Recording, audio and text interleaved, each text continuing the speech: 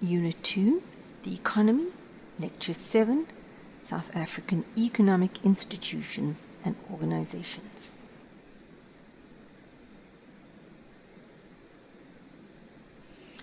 So we start with the South African Reserve Bank, which is the central bank of South Africa, which is essentially the bank to the government.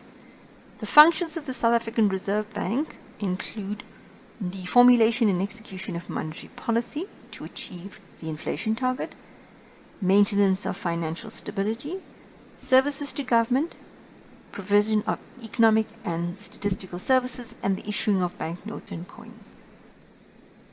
The South African Reserve Bank, via the Monetary Policy Committee, is responsible for formulating and executing monetary policy to achieve the inflation target. In South Africa, our inflation target is a band from 3 to 6%.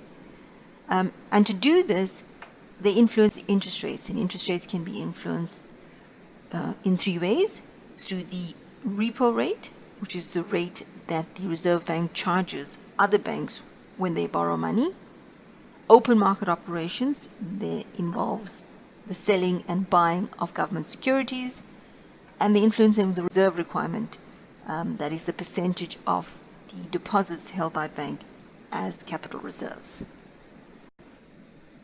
The Reserve Bank is also responsible for maintaining financial stability, and this involves financial stability in the banking system.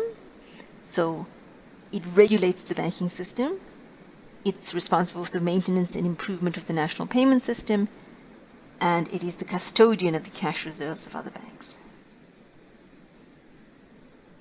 The Reserve Bank is also the lender of last resort, providing assistance to banks experiencing liquidity problems, and it is responsible for overseeing financial stability in order to prevent costly disruptions in the national financial system.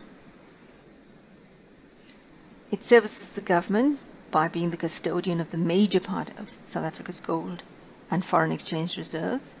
It is the banker and advisor to the government, and it is the administrator of the government's exchange control policy.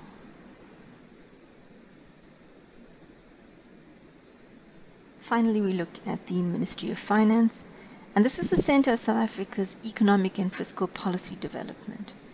This ministry is responsible for a range of state entities whose aim is to promote and progress economic growth and development in South Africa.